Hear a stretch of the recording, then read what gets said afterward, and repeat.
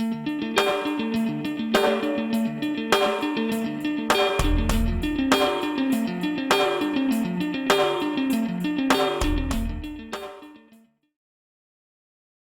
me in the room podcast to talk about his third trip to the Cage Titans cage happening this Saturday night at Cage Titans 60 is Brendon Motorboats. What's up, my friend? Not much, man. How are you? I'm doing great, man. It's fight week, bro. You look pretty happy, man. Usually, fighters are really mad at this point. How's things going? How's things going fight week? Not bad. I'm all over the place. I just haven't had a second to. It's the first chance I've had to sit down today, so I think that's probably why I'm happy. But I'm miserably hungry and all that. But otherwise, I'm pretty good. But I've been on the soccer field and then in the office of my charity organization that I work for, all day. So I've been up against it. Well, my man, third trip to the cage. Started your career at a catch weight of, I think, 160, then fought at 155. Now you're stepping in as a featherweight, I do believe. Is that correct? I am, yes, absolutely. Yeah. Unfortunately, my last fight at 55, my opponent didn't exactly feel like making 55, but he decided to do 66. But it is what it is. They force fed me at the weigh-ins to get a little bit closer to his weight. But no, 45. Like if I was a real fighter, like I say that all the time, I'd be a 45er for sure. I definitely would, be cutting down to that. But just what's the point when you're 46 and you're just fighting amateurs or whatever? So, but we'll do it for this one. We'll be okay. Well, how you feeling, man, at that 145-pound mark there, bro? Well, you're not there yet. It's fight. You got to cut to it, but. Yeah, I'm not there yet. I feel super skinny now. It's why I look so like a friggin' skeleton, and I shave too, which makes it even worse. I shouldn't have done that. But I feel okay. It's a little lethargic or whatever, but it's not too bad. The real issue was that the fight wasn't really confirmed until about 3.5 weeks ago, so I wasn't really ready to. Oh yeah, sure, 45, whatever. So if I had known, maybe 6-8 weeks, it'd be a piece of cake. But I had to kind of rush it a little bit. Well, third time around, my friend. Your last time in there was over a year, I think, like 13 months ago, maybe Yep. June 2022. When you fought that dude that came in a few pounds heavy there. Your second finish in the cage, bro. And now it's over a year later. What brings you back to the cage? Have you retired once or twice, or that it wasn't official yet? Yeah, no, my first one was always going to be the only one, but then, as you know, the initial opponent fell through, so I was like, oh man, I still got to fight that guy. So that's why I did two. I definitely wasn't doing any more than that, but last year I found out my very good friend, actually, that I've known for years, coached his daughter for 10 years. I coached his son a little bit. Super, super nice guy, incredibly supportive of me and my family. I found out he was real sick with cancer, so I was trying to come up with ways to just do something nice for him.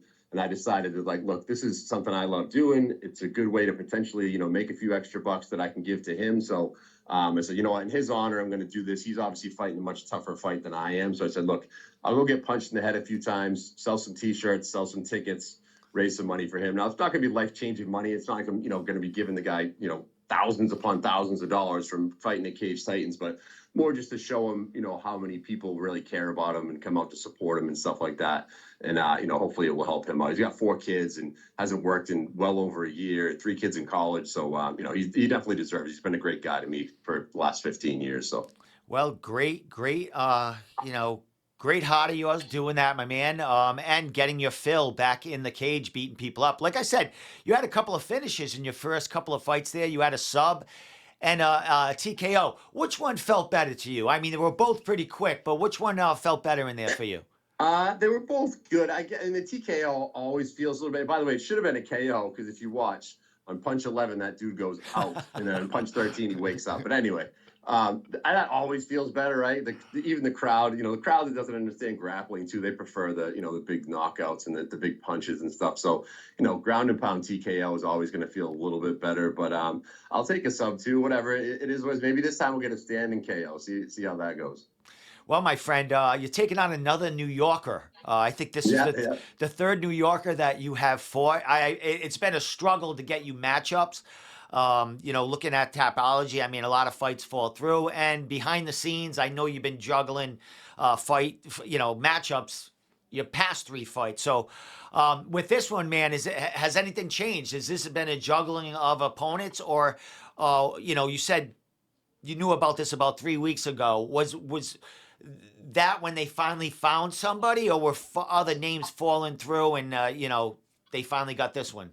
Yeah, it's kind of a combination. So I was meant to fight in January, and we thought that was going to go through. It's a kid who has actually fought twice since then at NEF, but his coach said he didn't feel like he was ready or whatever, which I respect. I get it. It was going to be the kid's first fight, and they weren't sure if he was ready. So I totally understand that. So that fell through. And then maybe it was going to happen in March with a different guy, but that didn't happen. The guy was taking some time off. So, I was just kind of like, all right, whatever. It might not happen. But then when this card came around, the summer is the best time for me just because I start to slow down a little bit work-wise. Once the fall gets here, it's crazy. But so it's all right. Let me try and get this one in July because it might be my last chance to do it. So I messaged, I'm going to say conservatively 50 coaches and fighters throughout the Northeast, like all the way down to Pennsylvania, Maryland, up as far north as Maine, whatever. Some get back to me, some never respond. And then there's a couple conversations back and forth, but it never really happened. And then this kid, Naquan, I'll give him credit. He actually seems like he's like a character, it seems, in his fights and at the weigh-ins, but all my interaction with him has been very pleasant and polite, been super nice guy, trying to say, hey, let's raise some money for your friend, all that stuff. So I saw him actually at a weigh-in, and he was kind of doing his thing, whatever. Like, oh, this guy's kind of entertaining, like, yeah, silly, could drum up some interest in the fight. So I said, let me message him real quick.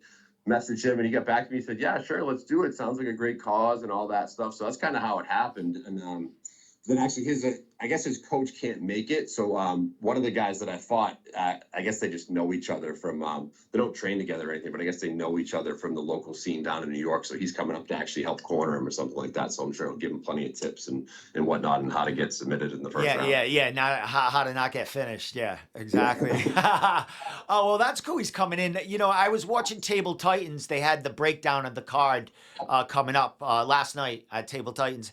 And they mentioned your fight, and they mentioned, Naquan, and they mentioned that he had a couple of wins. He has like some boxing experience too. Doesn't have MMA wins. He's 0-2, but as far as they said, his boxing career, he's got a couple of wins there. So he's got some striking in him, man. So, man, what are you looking forward to this in fight? And is that true? Does he have some boxing experience? Yeah, that's what I'm told. I haven't seen any of the fights, his boxing fights, but yeah, I'm told he's 3-0 in boxing. Which means I'm assuming he can strike a little bit. I haven't really, his MMA fights one was pretty quick, then the other one was on the ground a lot, so it's kind of hard to tell.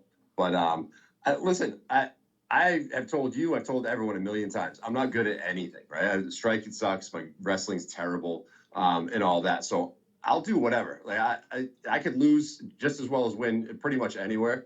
So I'm happy to stand. I'll trade punches with them. It is what it is. If you get hit, you get hit. You get knocked out, you get knocked out. That's fine. I am, however, if we do end up standing most of the fight and I win, I am going to remind Polvert that he said I was in trouble if it was a stand-up fight. So I've taken those receipts, Mike. I'm going to keep them. So that's awesome. Yeah, but and I kid, obviously. I love Mike. But yeah, so I don't care. Listen, if we want to, I'm going to do whatever Bill tells me to do, right? Whatever Bill Mahoney's game plan is, that's what I'm going to do, because I know damn well that if I don't, he's going to call me stupid and say, what the hell are you doing? So I'm going to listen to Bill. Well, I know your gym always has a bunch of fighters on, Cage Titans cards, some main events, some fighting for titles. You're on this card. Is there other training partners also on this card with you? Yeah, just one. Jack Noon is fighting a couple fights before me. He's early on the card too. He was supposed to fight at NEF 2 weeks ago, and then his opponent just went missing. He said like he has a stomach ache or something like that and didn't go to weigh-ins and whatnot. So Jack had sort of already had this opponent potentially lined up if he had come out of that fight unscathed. So I think as soon as that happened, they said, all right, boom, let's get this done. And then he's fighting another kid who's fought at NEF and Combat Zone and a couple other places. I think he's 0-4, but I've watched his fights. He's a tough dude. Like he hasn't fought any bums either. So it's not, I of course like Jack to win the fight, but it's not like the 0-4 guy. He's not a walkover, a pushover for sure. Excellent. Well, as far as leaving out the weight, dropping down the weight, as far as training camps and a year into your career here, what has changed as far as you say you're very humble as far as your skill set and shit. You got to be getting better. I know you're up there in age and you're not as quick as the young guys, but you got to be improving in technique and stuff like that. Like what have you like what have been some of the positives in your fighting that has have excelled since that first fight in there? Yeah, no, I mean, I'm definitely better than I was, but it's not hard to improve from hot garbage, right? So I, uh, I have, I'm definitely better for sure. Just with the experience and then with the practice, whatever. The trouble for me is just the consistency of like, so my soccer coaching schedule is nuts, right? So certain times of the year I'll be in consistently for 2 months at a time, but then it's like, boom, 3 months, I'm like here 1 day, 2 days, whatever. So, but no, I've worked on it all. I mean, Bill and Danielle obviously helped me a ton with, all the grappling stuff, and, in MMA overall. Mike Donnell has been awesome. Ryan White too, helping with with the stand up and the kickboxing and stuff. And to be perfectly honest with you, people always think I'm kidding when I say this. I spar with my son, and he's so effing good now that it's like I learned from him. Like his feints, everything he does, like his little tricks and all these things. Kid's 13 years old, but he's my height now, and he's a problem. So just working with him, honestly, and trying to get rounded in with him, and he frequently beats me up, but I mean, he's probably better than the dude I'm fighting. So. Good. That was going to be my next question about your son because I know he's growing. I see him on Facebook, and you're showing him training and stuff like that. My guy. You He would know, have beaten both of the guys I fought. as far as him, I mean, they have the smokers around the area and stuff like that. Exhibitions. Is that something that he's looking forward to? Is that something that's going to be in the near future, or you keeping Yeah, him? I mean, we would never make him, right? I tell him all the time it's up to him. But like I said, I mean, he's 13. He actually turns 14 the night of the fight this Saturday. So he's got, he's not even legally allowed to do, much. I mean, he can Yeah. do straight boxing. They let kids do that, but kickboxing, MMA, they don't really let him do it. Obviously, he goes to, jujitsu and grappling tournaments and all that. But yeah, he says right now he's into it. He wants to fight. He really wants to fight. He goes to the events and tells me the guys he thinks he can beat. That's what kids do, right? Oh, Dad, I beat this guy. Yeah. And Yeah. sometimes he's right, and sometimes he's a delusional teenager. But he definitely wants to do it. But you know what it's like. I mean, he's 13. When he's 16, he might have a girlfriend in the car and not want to do any of this stuff anymore. But we support him no matter what. We'll never make him fight. We will never tell him he has to fight. I never make him go to the gym if he's tired or he plays a ton of baseball too. So, when he's got that going on, we just, if we force him, he's just going to revolt and hate it. And, just like every teenager hates their parents. So we let him kind of make his own decisions. And his little brother trains as well, but he's not like the fighter type. He doesn't have that mentality. He's a very good little grappler, but, doesn't, he has no interest in fighting whatsoever, which is fine. He's my soccer guy with me. So, and my daughter just dances, so she's not gonna be a fighter either. Nice. Well, she does some modeling too, so she doesn't look Excellent. like her dad. Well, they're all athletic, and that's a great thing, man. They'll keep you on your toes, man. That's why you look great for the age, bro. Man, as far as this third time going in there, you've had a lot of support. Your previous couple of fights, you bring a lot of people there. You have a lot of sponsors. You help a lot of people. You mentioned the charity work. What are you expecting as far as this card? A turnout for you. There's not huge names like title fights happening here as far as Giannetti headlining, but it's a good card, a really really good card. What are you expecting as far as a turnout? Because you always bring it as far as support. Yeah, it should be good. In this card, I don't know that it had a lot of buzz going in, but I mean, you look at it too. You got two guys just coming out of the UFC, right? And Jay and Don. So that and Brody McDougal is one of my favorite amateurs, in New England. The kid's an animal, and he's also like one of the nicest human beings in the world. So I know you talked to him yesterday, the day before, or whatever. But just my son and I visited Nostos, and Brody just comes out randomly, gives my kid a shirt. You know what I mean? So he's a super exciting fighter. So I'm looking forward to that. But support's good. It's not. I didn't sell as many tickets as I did for my first fight. It's never going to be right. Your first supposedly one and only fight. It's always going to be more. But summer vacations and these two ridiculous concerts that are going on sort of lower the ticket sales a little bit. But we're still doing pretty well though. It's not going to be 200 like the first one, but we'll have some pretty good numbers there. And our gym always brings a lot of people too. So even people that didn't get their tickets from me, got them from Jack. So we'll have some pretty good support in there. Excellent, my man. Well, Yeah. all right. I think I talked to you on Messenger, buddies, with the New England MMA guys there. But third retirement, second retirement. What's going on after this? Is this going to be like one once a year charity event for you fighting, or what's So going I on said with this. you? I said this before, and I do believe genuinely that this is the last one, but I don't want to be like the Brett Favre, right? He's like, I'm done, I'm not done, I'm not, and whatever. So going back and forth. But I said this, the one thing that could get me back in there is I mentioned my son, right? So he turns 14 this weekend, which means in 4 years, when he turns 18, he's allowed to fight. I'll be 50. So if we can get on the same card when he debuts, I will genuinely consider making a 50-year-old comeback just because I think it would be one of the coolest things ever to be like, all right, my son made his debut and my old ass got in there, win or lose, and we fought on the same card. So I think that'd be pretty cool to do that. But otherwise, yeah, it just in my college soccer stuff starting to pick up too. It's just, you have to commit to this, right?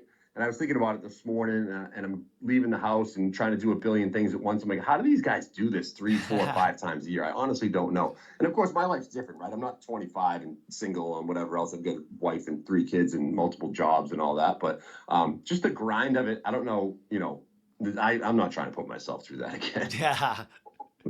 Well, my man, you'll definitely be training and staying in shape, up until you get that fight on the same card with your son there, man. So, I'll uh, never stop training. I no, got to do that to stay sane for and sure. and you're in a busy camp and gym that have fighters fighting every other week, so you're always helping them out Yeah. too. So, with that said, my man, I know you're fighting for that cause, which you spoke of. You got a ton of sponsors helping you out with this.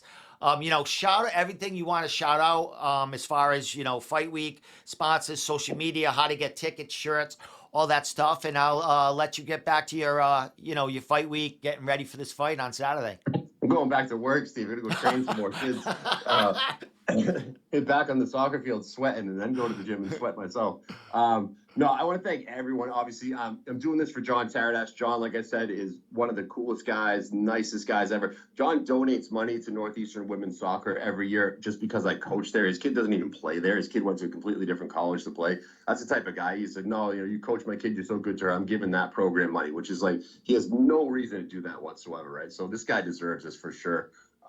All the sponsors that helped out. So John's sister, Tiger Tree in landscaping down in Tiverton, were amazing. They actually hosted me, dropping off all my shirts to the people that bought them too. I'm gonna end up forgetting people, but let's see. Your Landlord was one of my sponsors. Rose Homes Realty, AccuTrust Mortgage. Obviously, New England MMA. Lars was great with that. My good buddy Patrick, Blunt Force Business is the name of his. The company that I'm sitting in the office for now, Shot for Life, is actually a cancer research organization. So their logo will be on the shirt too. I won't bore you with the details, but it's an amazing organization that raises close to $1 million a year for brain cancer research for the Mass General Cancer Center. So they'll be on there too. I'm definitely forgetting people, but Wordell and our Wordell Enterprises as well. So all amazing people, some of whom have relationships with John. Obviously, that's why they wanted to help out. But all the t-shirts sold out, which is great, which means all the profits from that are going to him. If anyone wants to get tickets, I do still have tickets left. All the proceeds from that, everything that I brought in after my expenses all goes straight to John and his family. So we were just going to hopefully hand that off to them next week, and some cash for them to, like I said, it's not going to change their life, but even if they can just escape for a few days as a Yeah. family and go do something, it would be great. And hopefully that will put them in a little bit of mood. But he's fighting, he's battling. I know my guy's going to beat it. He's a bad dude, so he's going to take care of it. Next year he'll be back good as new. Well, I'm sure he'll be watching the stream on Saturday night, bro, rooting you on, man, and you'll have a lot to say. What if you get that hand raised? But I'm pretty confident that your skill set will get it done Saturday, my man. And kudos to your opponent there, being a cool guy, and taking the fight against you for this cause. Sure. So it's all good. It's good around, man. We'll be there in full force as always, cheering you on from the media section there, bro. So it's going to be a good night. We're going to have fun. Absolutely. Yeah, I thank Daquan too, because you can't do this by yourself. So, and he's going to come in there and try and take my head off, and that's great and that's wonderful. And if he wins, I'll shake his hand. If I win, I'll shake his hand, and then we'll go have some fun and raise some money for a good cause. Excellent.